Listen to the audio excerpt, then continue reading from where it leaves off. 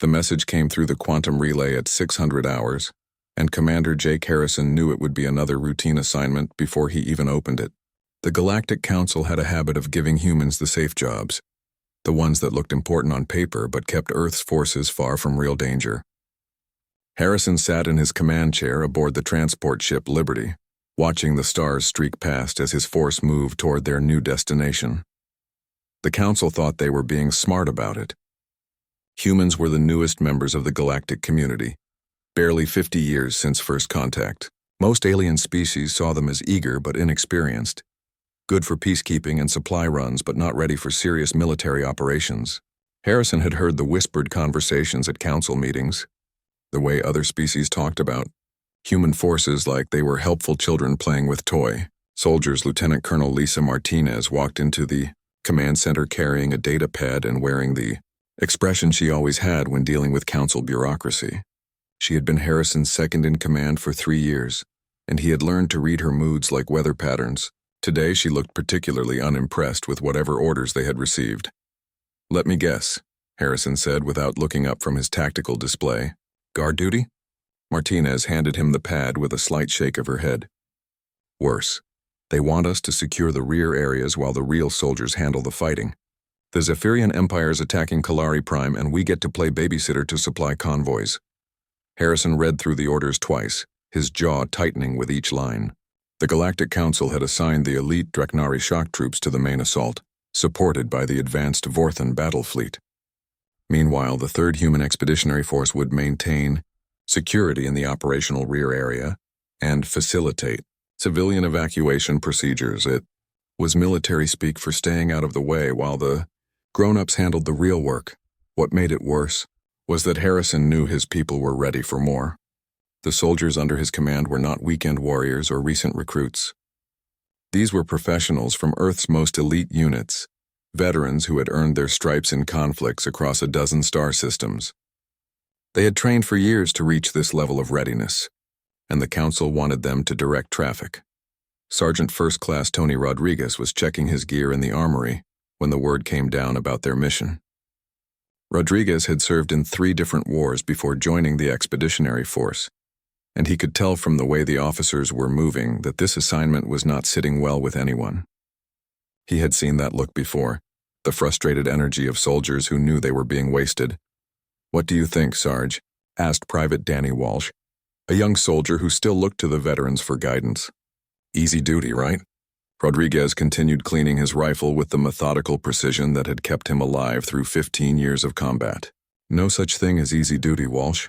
Someone always finds a way to make it complicated." In the Special Operations Bay, Captain Amy Chen was briefing her team on the Kalari situation. The Kalari were a peaceful species, artists and scholars who had never developed serious military capabilities. Their world was a garden planet, beautiful and defenseless, exactly the kind of target that predatory species like the Zephyrians loved to attack. Chen had studied the intelligence reports, and she knew that the Kalari stood no chance against a determined assault. "The Zephyrians have been planning this for months," Chen told her team. "They hit hard and fast, overwhelming defenses before anyone can respond. The Council thinks they can stop them with a frontal assault, but I have my doubts." Staff Sergeant Mike Palmer raised his hand. "What about us? Are we really just going to sit in the back and watch?" Chen looked at the faces of her soldiers, each one a specialist who had trained for years to reach this level. They were not the kind of people who sat on the sidelines while others fought. "We follow orders," she said finally, "but we stay ready for anything." The transport ships of the 3rd Human Expeditionary Force continued their journey toward Kalari Prime, carrying 12,000 professional soldiers who the galaxy had written off as amateurs. The Council's battle plan was already in motion, with Draknari forces preparing for a massive frontal assault, while Vorthan ships moved into orbital positions. It was a textbook operation, exactly the kind of straightforward military action that had worked for the Council in previous conflicts. What the Council did not understand was that textbook operations only worked against textbook enemies. The Zephyrians had not built their empire by following standard tactics, and they had no intention of playing by Council rules. Their fleets were already moving into position for a flanking maneuver that would bypass the main battle lines entirely and strike at the supposedly secure rear areas where the humans had been Stationed, Harrison studied the tactical situation from his command center, using intelligence-gathering methods that most alien species had never imagined. Earth's military had developed over thousands of years of constant warfare, creating systems and procedures that were invisible to species who had known peace for centuries. The humans could see patterns in enemy movement that others missed, predict actions that seemed random, and prepare for possibilities that never occurred to more peaceful minds. The trap was already being set, though none of the alien commanders realized it yet. The Zephyrians thought they were about to surprise a collection of supply clerks and military police. The council thought they had safely tucked their newest members away from any real danger. Both groups were about to learn something important about the species from Earth, something that would change the balance of power in the galaxy forever. As the human ships approached Kalari Prime, Harrison gathered his senior staff for one final briefing. The faces around the table belonged to soldiers who had spent their entire adult lives preparing for moments like this. Professionals who understood that real war was nothing like the clean, honorable conflicts that other species imagined. They were about to remind the galaxy why Earth had never known true peace, and why that might not be such a bad thing after all. The first Zephyrian scouts appeared on the sensors at dawn, moving fast and low through the valley that led to the council supply depots. Staff Sergeant Carlos Hernandez watched them through his scope, from a concealed position on the ridgeline, counting vehicles and marking targets with the patience of a hunter who had been doing this for 20 years. The enemy formation looked impressive, all gleaming armor and energy weapons, but Hernandez had seen impressive formations before. Contact, he whispered into his comm unit. 12 heavy walkers, 6 support vehicles moving in standard Zephyrian assault formation. They have no idea we are here. 3 kilometers away, Lieutenant Patricia Williams received the report in her mobile command post and began coordinating the response. Williams had graduated from the Earth Military Academy with honors, but more importantly, she had spent 5 years learning how real battles worked in the frontier conflicts that most aliens never heard about. She understood that winning fights was not about having the best equipment or the most soldiers, but about being in the right place at the right time with the right plan. The Zephyrian commander, General Thekmore, felt confident as his forces moved toward their objective. Intelligence reports indicated that only human forces defended this sector, and everyone knew that humans were peacekeepers, not warriors. The council had probably stationed them here because they needed somewhere safe to put their newest members. This would be a simple matter of brushing aside token resistance and seizing the supply dumps that fed the council's main battle line. Thekmore's confidence lasted exactly 17 minutes into the assault. That was when Hernandez's anti-armor teams opened fire from positions that should not have existed, using tactics that violated every rule of civilized warfare. The Zephyrian heavy walkers, designed to withstand frontal attacks from enemy battle lines, found themselves taking fire from above, below, and behind simultaneously. Impossible, Thekmore snarled as his lead elements began reporting casualties. There are only humans in this sector. They cannot be this effective, but the reports kept coming. His carefully planned advance was falling apart as human forces appeared where intelligence said there should be nothing but empty ground. These humans did not fight like any civilized species. They used the terrain like a weapon, turned his own tactics against him, and seemed to predict his moves before he made them. Captain Robert Lee was behind enemy lines with his reconnaissance team when the main assault began. Lee had been a scout for 8 years, and he knew how to move through hostile territory without being detected. While the Zephyrians focused on the obvious human positions, Lee's people were calling in precise strikes on command posts, communication arrays, and ammunition dumps. The enemy never saw them coming and rarely lived long enough to report their presence. "Target acquired," Lee whispered into his radio as he watched a Zephyrian command walker through his scope, requesting immediate fire mission. The artillery strike arrived 30 seconds later, turning the command vehicle into scrap metal and leaving the surrounding Zephyrian units blind and confused. It was a level of precision that seemed impossible to alien observers, but Earth's military had been perfecting these techniques for generations. Sergeant Major Kevin O'Brien led his squad through the battle zone like ghosts, appearing where they were needed most and vanishing before the enemy could respond. O'Brien had fought in more wars than he liked to remember, and he understood that the key to victory was not heroic charges or dramatic gestures, but the steady application of violence in exactly the right places at exactly the right times. His soldiers moved with the efficiency of a machine, each one knowing their job and trusting their teammates to do theirs. They communicated with hand signals and shared glances, using a language of warfare that took years to learn and could not be taught in any academy. The Zephyrians had superior technology, but the humans had something more valuable: experience. Back at Council headquarters, Admiral Zerthak of the Draknari watched the tactical displays with growing amazement. The human sector, which was supposed to be a quiet backwater, had become the most active part of the entire front. The Zephyrian flanking force was not only being stopped, it was being systematically destroyed by forces that should not have been capable of such effective resistance. "How are they doing this?" Zerthak asked his intelligence officer. "Our reports indicated that human forces lacked serious combat experience." The intelligence officer, a young Draknari who had studied at the Council War College, looked confused as he reviewed the data. "The reports were accurate, Admiral. Humans have only been in space for 50 years. They should not possess this level of tactical sophistication." What the aliens did not understand was that Earth's 50 years in space had been preceded by 10,000 years of warfare on the planet's surface. The humans fighting at Kalari Prime were not learning how to conduct military operations. They were applying lessons that their species had been teaching itself. Since the first tribes learned to organize violence for strategic purposes, Major Susan Taylor's engineering corps had spent the night turning the evacuation routes into a fortress network that channeled Zephyrian forces into predetermined killing zones. Taylor understood that battles were won by logistics and preparation, not by heroic individual actions. Her people had built their defenses with the methodical precision of professionals who knew that small details could mean the difference between victory and defeat. The Zephyrians found themselves funneled into narrow corridors where their superior numbers meant nothing, forced to attack prepared positions that had been designed specifically to counter their tactics. Every move they made seemed to have been anticipated. Every strategy they attempted had already been countered before they could implement it. "This is not possible," General Thekmore transmitted to his superiors as his forces continued to take casualties. "These humans fight like they have been studying our tactics for years." The truth was both simpler and more disturbing than Thekmore could imagine.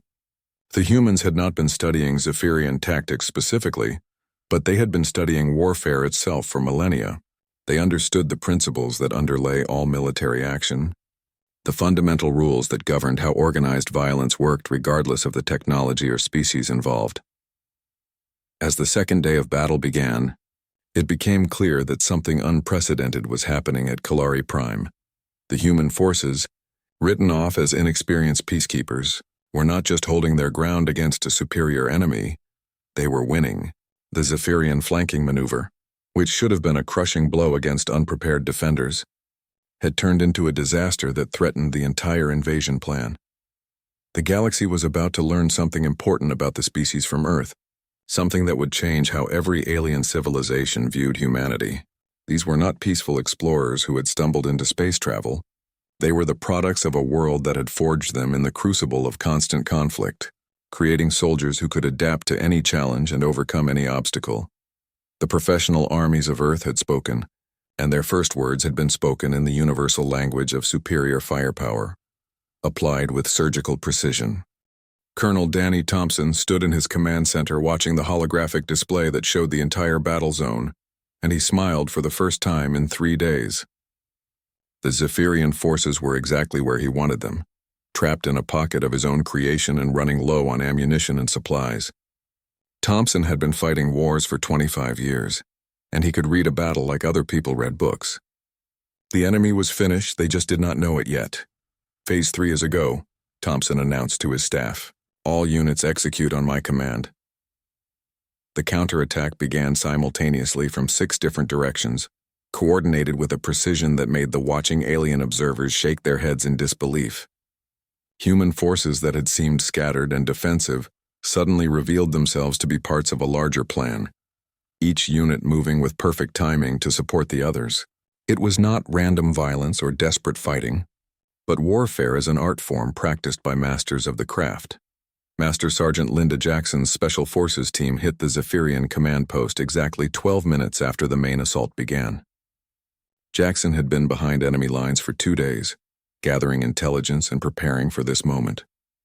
Her people moved through the Zephyrian rear areas like shadows, striking at ammunition depots, communication centers, and supply convoys with surgical precision.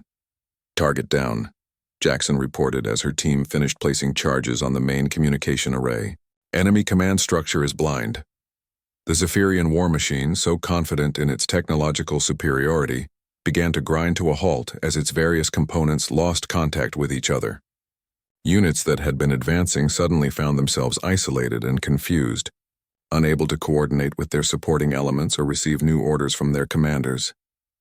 Professor Yithai, the Kalari scholar who served as his people's ambassador to the council, watched the human operations with the fascination of someone discovering a completely new field of study. The Kalari were a peaceful species who had never developed serious military capabilities, but Yithai was intelligent enough to recognize genius when he saw it. "They do not simply fight," he observed to the Draknari liaison officer. "They orchestrate violence like a symphony, each element perfectly coordinated with all the others." The Draknari officer, a veteran of dozens of campaigns, nodded slowly. His own people were known throughout the galaxy as fierce warriors, but what he was watching transcended simple courage or aggression. These humans possessed an understanding of warfare that went beyond anything in his experience. Captain Ryan Murphy's armored units demonstrated this understanding as they flowed across the battlefield like water, appearing where they could do the most damage and disappearing before the enemy could respond.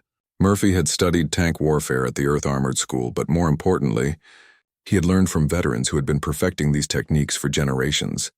His tanks did not simply advance in a straight line like the Draknari heavy assault doctrine taught. Instead, they used terrain and timing to create multiple simultaneous threats that forced the enemy to divide their attention and resources.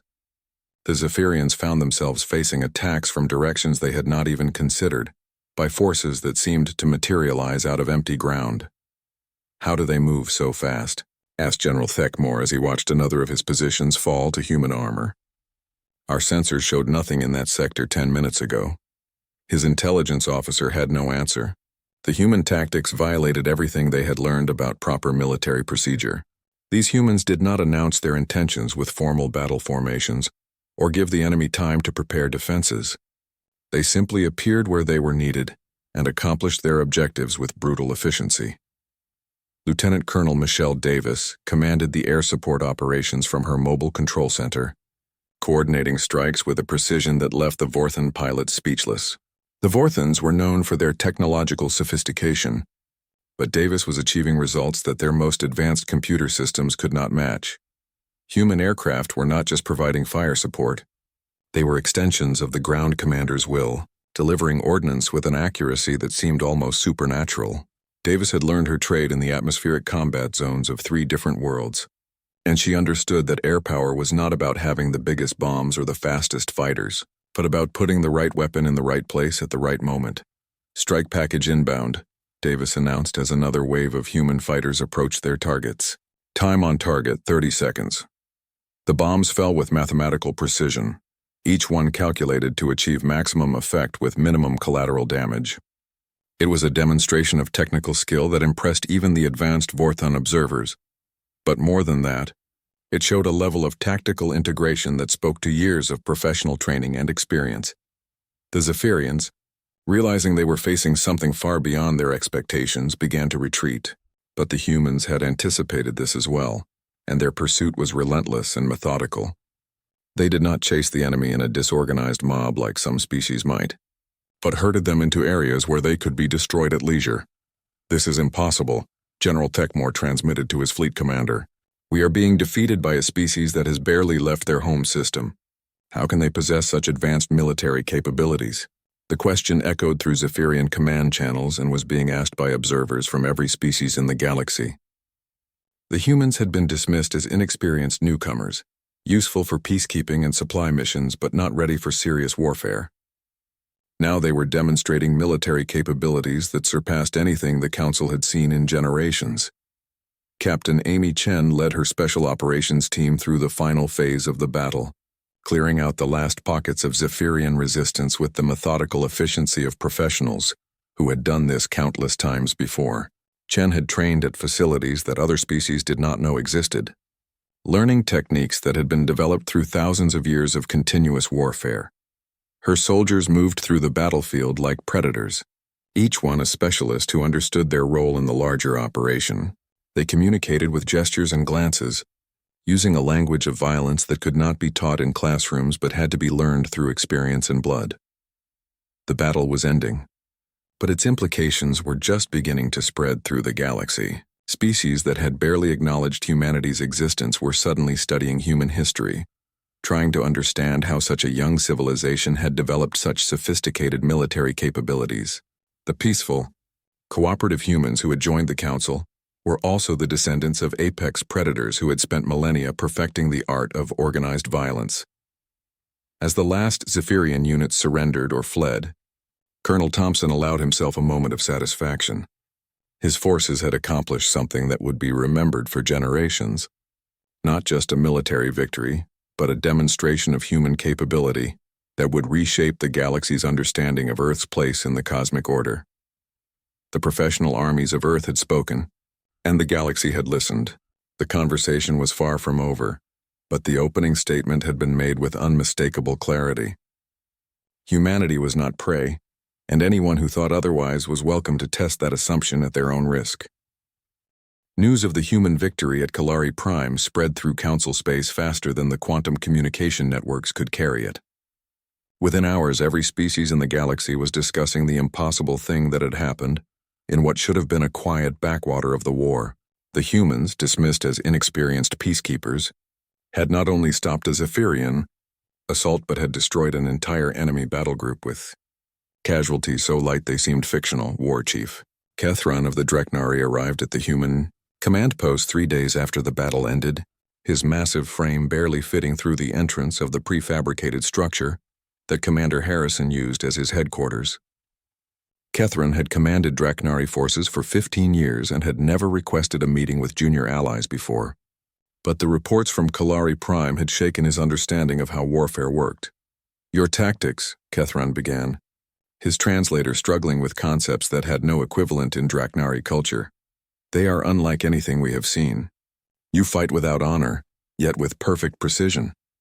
Harrison looked up from the tactical reports he was reviewing, studying the alien warrior with the calm attention of someone who had been underestimated his entire career. Kethron was impressive by any standard, nearly 3 meters tall with natural armor plating and ceremonial scars that marked him as a veteran of dozens of campaigns. But Harrison had learned long ago that impressive appearances meant nothing compared to actual results. "We fight to win, War Chief," Harrison replied simply. "Honor is for those who can afford it." The statement hung in the air between them like a challenge. Kethron had built his entire life around the Dreknari concept of honorable combat. The idea that how you fought was as important as whether you won. The humans had just demonstrated a completely different philosophy, one where victory justified any tactic and survival trumped all other considerations. "Explain this to me," Kethron said, settling his bulk into a chair that groaned under his weight. "How does a species barely 50 years in space possess military knowledge that surpasses civilizations thousands of years old?" Harrison considered the question carefully. The Dreknari were potential allies, and more importantly, they were asking the right questions. "We have been at war for 10,000 years, War Chief. Not in space, but on our homeworld. We have never known true peace, so we have had time to learn." The implications of that statement were staggering. Most galactic species had achieved peace within centuries of developing advanced technology, using their resources to explore space, rather than fight each other. The idea of a world locked in continuous conflict for millennia was almost incomprehensible to civilizations that measured their last wars in geological time. Periods Admiral Velthara of the Vorthon Science Fleet was more direct in her approach to understanding human military capabilities. She arrived with a team of analysts and a list of specific questions about human technology and doctrine. The Vorthons were known for their logical approach to problems, and Velthara intended to dissect human military success like a laboratory specimen. "Your weapons are not superior to ours," she observed as Major Craig Foster led her through a demonstration of human equipment. Your vehicles are adequate but not exceptional. Yet you achieve results that our computer models say should be impossible." Foster smiled at the comment. He had been expecting this kind of analysis from the moment the battle ended. "Admiral, you are looking at the wrong variables. Our advantage is not in our equipment." "Then where?" Velthara asked, her scientific curiosity overriding diplomatic protocol. "Experience," Foster replied. "Every human soldier you see here has trained for years to reach this level. Not just individual training, but institutional knowledge that goes back generations. We know how to fight because we have never stopped learning how to fight." The Vorthon admiral spent 3 days studying human military organization, and what she discovered disturbed her more than any advanced weapon system could have. The humans achieved their results through training, experience, and an institutional knowledge base that stretched back thousands of years. They had turned warfare into a science, with each generation building on the lessons learned by their predecessors. Captain Jennifer Scott's intelligence unit provided the Council with their first comprehensive assessment of human military capability. And the numbers were staggering. What they had sent to Kalari Prime was not humanity's elite force. It was a single expeditionary unit drawn from much larger formations. Earth maintained dozens of such units backed by industrial capacity and technological development programs that dwarfed anything the Council had imagined. "How many soldiers does Earth maintain under arms?" asked Council Security Director Plexani, a bureaucrat who was beginning to understand that his previous assessments of human capability had been dangerously inadequate. "Active duty personnel number approximately 50 million, Scott replied matter-of-factly. "Reserve and militia forces bring the total to roughly 200 million trained combatants." The silence that followed that statement lasted nearly a full minute. The entire Draknari military, considered one of the most formidable forces in the galaxy, numbered less than 10 million warriors. The humans had been maintaining a military establishment larger than most species' entire populations, and they had been doing it continuously for generations. Other species began to recalculate their assumptions about humanity, with the urgency of people who had just discovered a predator in their midst. The hegemony of Krakthos, which had been massing forces near human space in preparation for territorial expansion, suddenly found urgent business elsewhere. The Sithrak Empire, known for their aggressive expansion policies, began pursuing diplomatic solutions to conflicts they had planned to settle through conquest. The Kalari response was different from the others. Professor Yithai approached Ambassador Helen Parker with a formal request for permanent military cooperation between their species. The Kalari had learned something important during their near extinction at Zephyrian hands. Peaceful intentions meant nothing if you lacked the ability to defend yourself. "We have much to offer," Yithai explained during the treaty negotiations. "Our scientific knowledge, our cultural resources, our agricultural techniques. In exchange, we seek protection and perhaps instruction in the arts of defense." Parker, a career diplomat who had spent years trying to convince other species to take humanity seriously, found herself in the unusual position of having more offers than she could handle. Every major species in the Council was suddenly interested in military cooperation agreements, technology exchanges, and joint training exercises. The Vorthons offered their most advanced research facilities in exchange for access to human tactical doctrine. The Draknari requested training exchanges to study human small unit tactics. Even the proud and isolated Korandri Confederacy, who had never acknowledged human existence before, sent diplomatic envoys to discuss mutual defense agreements. "Your species fascinates us," Admiral Velthara admitted during one of the treaty negotiations. "You are simultaneously the most peaceful and most dangerous members of the Council." The observation was more accurate than Velthara realized. Humans had learned to be peaceful precisely because they were so good at being dangerous. 10,000 years of warfare had taught them that the best way to avoid conflict was to be so obviously capable of winning it that potential enemies chose diplomacy instead. Colonel Rachel Turner, newly appointed as military liaison to the Council, found herself briefing alien officers on human military philosophy and discovering that basic concepts like combined arms, operations, and strategic planning were revolutionary ideas to species that had forgotten how to fight. The galaxy's long peace had made them soft, while humanity's endless conflicts had made them sharp. As the implications of human military capability spread through galactic society, One truth became crystal clear. The balance of power had shifted overnight. The newcomers from Earth were not supplicants seeking acceptance from advanced alien civilizations. They were equals who brought their own strengths to the galactic community. The professional armies of Earth had announced their presence to the galaxy, and the galaxy was still trying to process what that announcement meant for the future of interstellar relations. General Harrison stood in the ruins of the Zephyrian command bunker, accepting the formal surrender of General Techmore with the quiet dignity of someone who had won many battles but took no joy in the necessity of fighting them. The alien commander's defeat was written in every line of his posture. The proud warrior reduced to a broken figure who had discovered that his entire understanding of warfare was obsolete. How was all Techmore could manage, his translator rendering the question in a dozen different alien languages simultaneously. The word carried the weight of a shattered worldview, the desperate need to understand how everything he had believed about military superiority could be so completely wrong.